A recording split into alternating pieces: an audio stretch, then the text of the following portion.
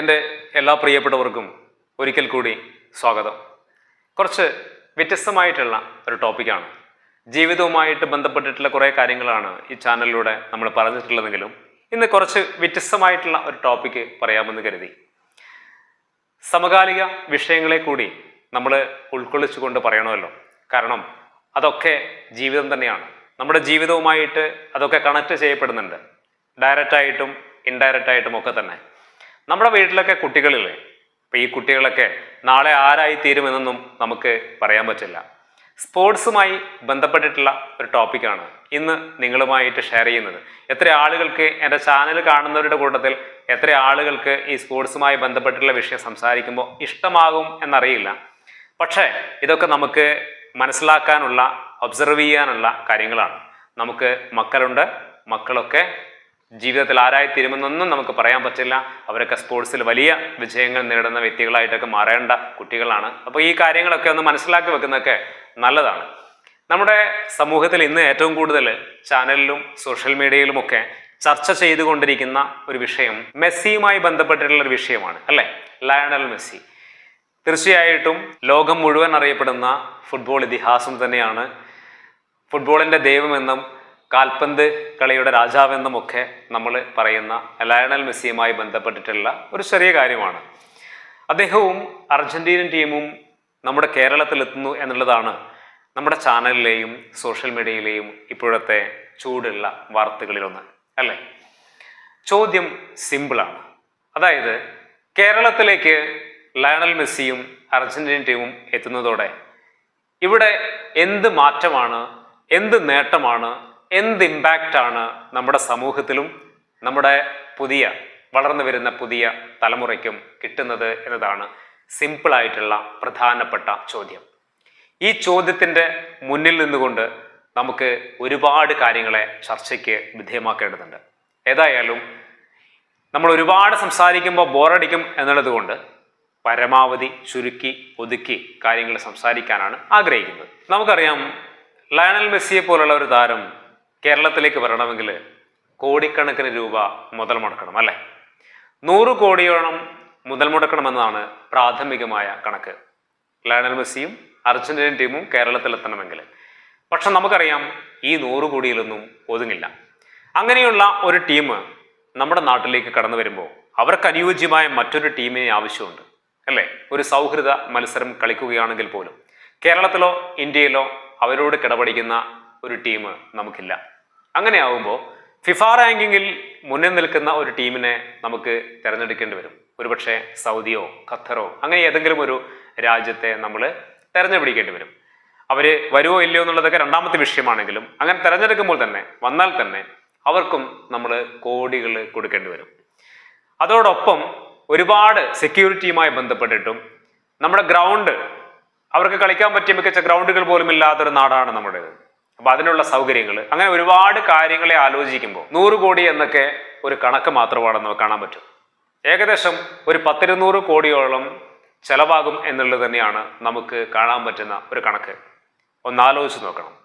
ഒരു നല്ല ഇൻഫ്രാസ്ട്രക്ചർ പോലും ഇല്ലാതെ ഫുട്ബോളിന് അല്ലെങ്കിൽ കായിക ലോകത്തിന് ഒരു നല്ല ഇൻഫ്രാസ്ട്രക്ചർ, അതായത് അടിസ്ഥാന സൗകര്യങ്ങൾ പോലും ഇല്ലാത്ത ഒരു നാട്ടിലാണ് നമ്മൾ ജീവിക്കുന്നത്. അവിടെയാണ് ലോകോത്തര താരത്തെ ഇങ്ങോട്ട് കൊണ്ടുവന്നിട്ട് വലിയ ഇമ്പാക്റ്റ് പുതിയ തലമുറയ്ക്ക് അങ്ങ് ഉണ്ടാക്കി കളയാമെന്ന് പറയുന്നത്. എന്ത് ഇമ്പാക്റ്റാണ് ഉണ്ടാക്കാൻ കഴിയുക? ഉണ്ടാക്കാൻ പറ്റും ചില ആളുകൾക്ക്. ആർക്കാണ് അത്? ചാനലുകാർക്കാണ്. കുറേ ദിവസം അവർക്ക് ഈ ഒരു വാർത്ത ആഘോഷമാക്കി മാറ്റാൻ പറ്റും. കുറേ പരസ്യ കമ്പനികൾക്കും വലിയ ഇമ്പാക്റ്റ് ഉണ്ടാക്കാൻ പറ്റും. അതിലപ്പുറം നമ്മുടെ നാട്ടിലെ വളർന്നു വരുന്ന പുതിയ കുട്ടികൾക്ക് എന്ത് മാറ്റമാണ് അദ്ദേഹം വരുന്നത് കൊണ്ട് ഉണ്ടാക്കാൻ പറ്റുക? മാത്രവുമല്ല, ലോകത്ത് അദ്ദേഹത്തിന് ഉണ്ടാക്കാൻ പറ്റുന്ന ഇമ്പാക്റ്റ് ഒക്കെ ഓൾറെഡി അദ്ദേഹം ഉണ്ടാക്കി കഴിഞ്ഞു. ഇനി അടുത്ത വരാൻ കിടക്കുന്ന തലമുറ പോലും ഈ പേര് ഉച്ചരിക്കും.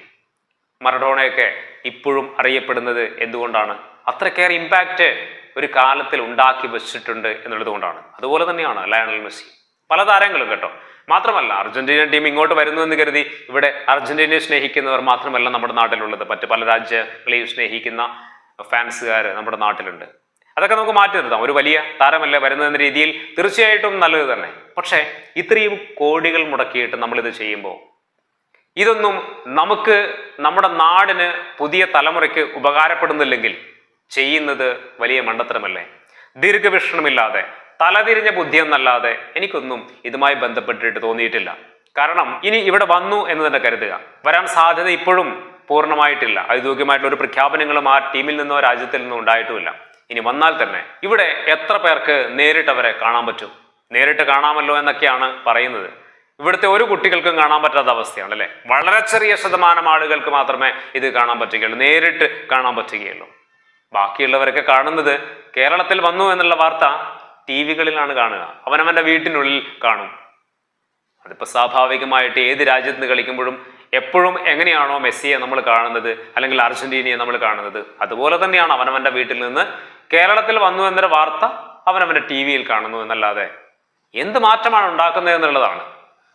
മാത്രവുമല്ല, ഇത് കുറച്ച് ദിവസം ഉണ്ടാകും, 3-4 ദിവസം വലിയ ചർച്ചകളാകും, ആഘോഷങ്ങളാകും, വലിയ ഇമ്പാക്റ്റുകളൊക്കെ ഉണ്ടാക്കും. ഇതൊക്കെ കഴിഞ്ഞ് 4 ദിവസം കഴിഞ്ഞാൽ പിന്നീട് ഇതൊക്കെ ഒരു ഓർമ്മയാണ്. പിന്നീട് ഒരു ചരിത്ര ലിപികളിലൊക്കെ എഴുതിപ്പെടും. എന്ത്? മെസ്സി ഇന്ത്യയിൽ ആദ്യമായി കാലുകുത്തിയത് കേരളത്തിലാണെന്നൊക്കെ പറഞ്ഞിട്ട്. അതിലപ്പുറം ഒരു മാറ്റവും ഒരു ഇമ്പാക്റ്റും വളർന്നു വരുന്ന പുതിയ തലമുറയ്ക്കോ നമ്മുടെ കേരളത്തിന്റെ ഫുട്ബോളിനോ ഉണ്ടാക്കാൻ പോകുന്നില്ല. ആ തിരിച്ചറിവ് എന്തുകൊണ്ടാണ് നമ്മുടെ ആളുകൾക്ക് ഇല്ലാതെ പോകുന്നത് എന്നുള്ളത് ചർച്ചയ്ക്ക് വിധേയമാക്കേണ്ട കാര്യമാണ്. ഇതുപോലുള്ള സമകാലിക വിഷയങ്ങളെയൊക്കെ നമ്മൾ നിരീക്ഷിക്കേണ്ടതുണ്ട്, ചിന്തിക്കേണ്ടതുണ്ട്, പ്രതികരിക്കേണ്ടതുണ്ട്, ഒബ്സർവ് ചെയ്യേണ്ടതുണ്ട്. കാരണം എന്താ അറിയോ? നമ്മുടെ വീട്ടിലും മക്കളുണ്ട്. അവരൊക്കെ വളർന്നു വരേണ്ട ഒരു സാഹചര്യവും എത്തിപ്പെടേണ്ട മേഖലകളും ചിലപ്പോൾ ഒരു പക്ഷേ ഇതൊക്കെ ആയിരിക്കാം. ഇവിടെ നമുക്കുണ്ടാവേണ്ടത് ഇതുപോലെ ഒരുപാട് ആളുകൾ വന്നിട്ടുള്ള ഇമ്പാക്റ്റുകളല്ല, അടിസ്ഥാന സൗകര്യങ്ങളാണ്. മികച്ച പരിശീലകർ ഇവിടെ ഉണ്ടാവണം, നല്ല ഗ്രൗണ്ടുകൾ ഉണ്ടാവണം, ചെറിയ കുഞ്ഞു പ്രായത്തിൽ തന്നെ കഴിവുകൾ തിരിച്ചറിഞ്ഞ് കൃത്യമായിട്ടുള്ള പരിശീലനം നൽകി അവരെ വളർത്തിക്കൊണ്ടുവരാനുള്ള സൗകര്യങ്ങൾ ഇവിടെ ഉണ്ടാവണം. ഇതൊന്നും ഉണ്ടാക്കാൻ ആത്മാർത്ഥമായിട്ടുള്ള ഒരു പരിശ്രമവും ഇവിടെ ഉണ്ടായിട്ടില്ല എന്നുള്ളതാണ്. ഇവിടെ കഴിവുള്ള കുട്ടികൾ ഇല്ലാത്തതല്ല പ്രശ്നം, അതിലപ്പുറം കുട്ടികളുടെ കഴിവുകളെ പരിപോഷിപ്പിക്കുവാനുള്ള കൃത്യമായിട്ടുള്ള അടുക്കും ചിട്ടയുമുള്ള പരിശീലന പദ്ധതികളോ സൗകര്യങ്ങളോ അടിസ്ഥാന സൗകര്യങ്ങളോ ഇവിടെ ഇല്ല എന്നുള്ളതാണ് ഏറ്റവും പ്രധാനപ്പെട്ട പ്രശ്നം.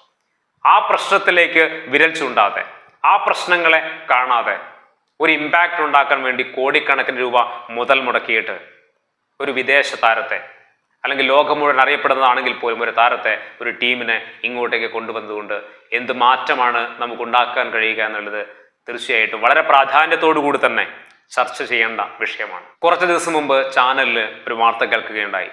മലപ്പുറം ജില്ലയുമായി ബന്ധപ്പെട്ടിട്ടുള്ളതാണ്. അവിടെ ഒരു ഗ്രൗണ്ടിൽ 1 മണിക്കൂർ പരിശീലനം ചെയ്യണമെങ്കിൽ 3000 രൂപ വേണം. നിങ്ങൾക്ക് ആർക്ക് വേണമെങ്കിലും അവിടെ പോയിട്ട് പ്രാക്ടീസ് ചെയ്യാം. അത്യാവശ്യം തരക്കേടില്ലാത്ത രീതിയിൽ നിർമ്മിച്ച ഒരു ഗ്രൗണ്ടാണ്. അവിടെ പോയി പ്രാക്ടീസ് ചെയ്യാൻ 1 മണിക്കൂറിന് 3000 രൂപയാണ് സ്പോർട്സ് അതോറിറ്റി പറഞ്ഞിരിക്കുന്ന എമൗണ്ട് എന്ന് പറയുന്നത്. ബാക്കിയുള്ള സമയം എന്താ അറിയോ? ആരുമില്ലെങ്കിൽ എന്താ ചെയ്യാന്നറിയോ? അത് അടച്ചുപൂട്ടിയിടും. ആർക്കും ഉപയോഗമില്ലാത്ത രീതിയിൽ ഡെഡായിട്ട് ആ ഗ്രൗണ്ട് ഇങ്ങനെ കിടക്കും. ഇതാണ് നമ്മുടെ നാടിന്റെ അവസ്ഥ.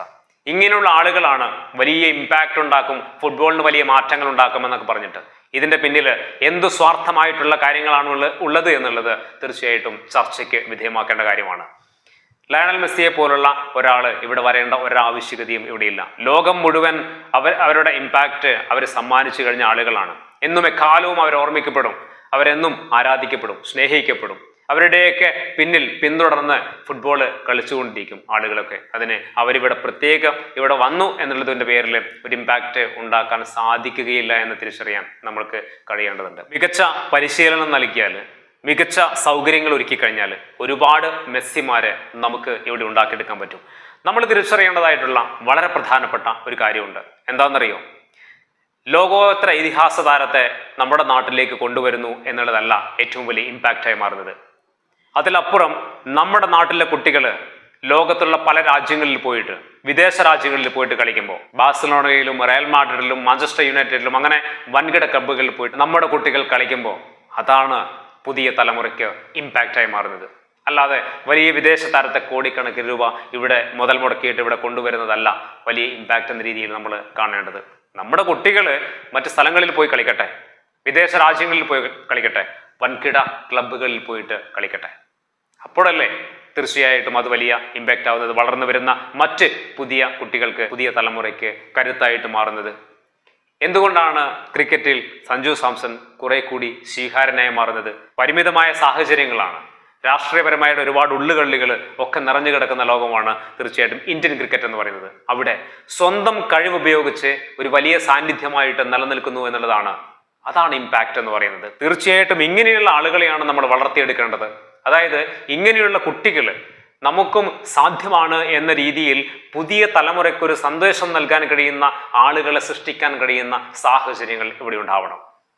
എന്നാൽ മാത്രമേ അതൊരു ഇമ്പാക്റ്റായി മാറുകയുള്ളൂ, അല്ലെ? നമ്മുടെ നാട്ടിൽ നിന്ന് തന്നെ ആളുകളും താരങ്ങളും മറ്റുള്ളവർ പ്രചോദനമായിട്ട് മാറണം. കോടിക്കണക്കിന് രൂപ നമ്മുടെ നാട്ടിൽ ഇൻവെസ്റ്റ് ചെയ്യേണ്ടിടത്ത് ആ പണം മറ്റ് രാജ്യങ്ങളിലേക്ക് വീണ്ടും നൽകുന്നത് ഒരു മഹത്തായ കാര്യമാണെന്ന് നിങ്ങൾക്ക് തോന്നുന്നുണ്ടെങ്കിൽ ഒന്നും പറയാനില്ല.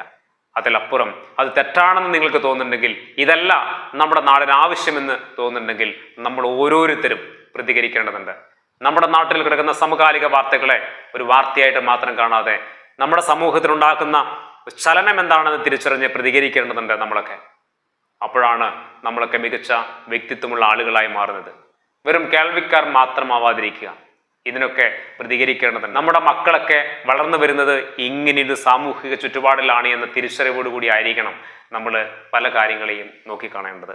അതുകൊണ്ട് മെസ്സി വന്നാലും റൊണാൾഡോ വന്നാലും മറഡോണ വന്നാലും ആര് വന്നു കഴിഞ്ഞാലും ഇവിടെ വലിയ മാറ്റങ്ങളൊന്നും ഉണ്ടാവില്ല.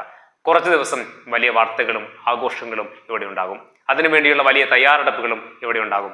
അത് കഴിഞ്ഞ് അവർ മടങ്ങിപ്പോകുന്നതോടുകൂടി നമ്മളൊക്കെ ഉണ്ടാക്കിയ, അല്ലെങ്കിൽ ഇവിടെ അവരൊക്കെ ഉണ്ടാക്കിയ ഇമ്പാക്റ്റും ചോർന്നു പോകും. അതിലപ്പുറം ഇവിടെ ഉണ്ടാവേണ്ടത് അടിസ്ഥാന സൗകര്യങ്ങളാണ്. ഓരോ കുട്ടികൾക്കും അവരുടെ ഇഷ്ടങ്ങളിലേക്ക് വളർന്നു വരാൻ പറ്റുന്ന സാഹചര്യങ്ങളും അവസരങ്ങളും സൗകര്യങ്ങളും നമുക്കുണ്ടാക്കാൻ കഴിഞ്ഞാൽ നമ്മുടെ കുട്ടികളൊക്കെ അത്ഭുതങ്ങളായി പ്രതിഭാസങ്ങളായി മാറുമെന്ന കാര്യത്തിൽ യാതൊരുവിധ തർക്കങ്ങളുമില്ല. അത്രക്കേറെ കഴിവുള്ള കുട്ടികളാണ് നമ്മുടെ കുട്ടികൾ എന്ന് പറയുന്നത്. അത്രയ്ക്ക് കരുത്തും ദീർഘവീക്ഷണവും പരിശ്രമിക്കുവാനുള്ള മനസ്സുമൊക്കെ നമ്മുടെ കുട്ടികൾക്കുണ്ട്. അവർക്ക് അതിനു വേണ്ടിയുള്ള അവസരങ്ങൾ ഒരുക്കുക, സാഹചര്യങ്ങൾ ഒരുക്കുക, അവരെ പിക്ക് ചെയ്ത് വളർത്തിക്കൊണ്ടുവരിക. കുഞ്ഞു പ്രായത്തിൽ തന്നെ അവരുടെ കഴിവുകളെ തിരിച്ചറിഞ്ഞ് അവരോടൊപ്പം നിൽക്കുക. കഴിവുള്ളവരെ വളർത്തിയെടുക്കാൻ മനസ്സുള്ള, സ്വാർത്ഥതയില്ലാത്ത പരിശീലകരെ കണ്ടെത്തുക, ദീർഘവീക്ഷണമുള്ള പരിശീലകരെ കണ്ടെത്തുക. ഇങ്ങനെയൊക്കെയാണ് നമ്മൾ അടിസ്ഥാനപരമായിട്ട് ആദ്യം ചെയ്യേണ്ട കാര്യം. അല്ലാതെ വലിയൊരു താരത്തേക്ക് കൊണ്ടുവന്ന് വലിയ ഇമ്പാക്റ്റ് ഉണ്ടാക്കുക എന്നതൊന്നുമല്ല ആദ്യമേ നമ്മളിവിടെ ചെയ്യേണ്ടത്. തീർച്ചയായിട്ടും ഈ വിഷയം ചർച്ചകൾക്ക് വിധേയമാക്കേണ്ട വിഷയമാണ്. നിങ്ങളൊക്കെ ചിന്തിക്കുക. കോടിക്കണക്കിന് രൂപ ഇത് നേതാക്കന്മാരുടെയോ ഏതെങ്കിലും ഒരു രാഷ്ട്രീയ പാർട്ടിക്കാരുടെയോ വീട്ടിൽ നിന്ന് കൊണ്ടുവരുന്നതല്ല. നമ്മളൊക്കെ അധ്വാനിക്കുന്നതിൻ്റെ ഒരു പങ്കാണ് നികുതി പണമായിട്ട് ഖജനാവിലേക്ക് എത്തുന്നത്. അത് കൃത്യമായിട്ട് ഉപയോഗപ്പെടുത്തേണ്ടതുണ്ട് എന്ന ബോധം നമുക്ക് ഓരോരുത്തർക്കും ഉണ്ടാവേണ്ടതുണ്ട്. മോശമായിട്ടുള്ള രീതിയിൽ കാര്യങ്ങൾ കൈകാര്യം ചെയ്യുന്നുണ്ടെങ്കിൽ ശക്തമായിട്ട് പ്രതികരിക്കുവാനുള്ള മനസ്സ് നമ്മളൊക്കെ കാണിക്കേണ്ടതുണ്ട്.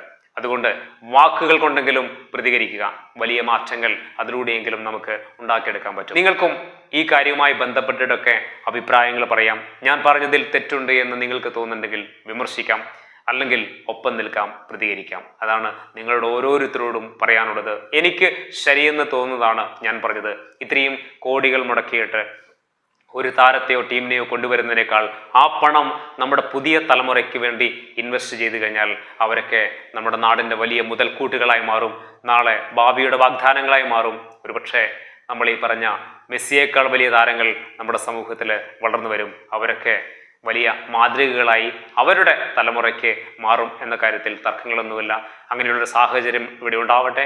ദീർഘവീക്ഷണമുള്ള രാഷ്ട്രീയ സാഹചര്യങ്ങൾ ഇവിടെ ഉണ്ടാവട്ടെ. അത് മാത്രമാണ് എല്ലാവരോടും ഓർമ്മപ്പെടുത്താനുള്ളതും. മറ്റൊരു പുതിയ വീഡിയോയിൽ നമുക്ക് വീണ്ടും കാണാം നല്ലൊരു വിഷയവുമായിട്ട്. എല്ലാ പ്രിയപ്പെട്ടവർക്കും നന്ദി.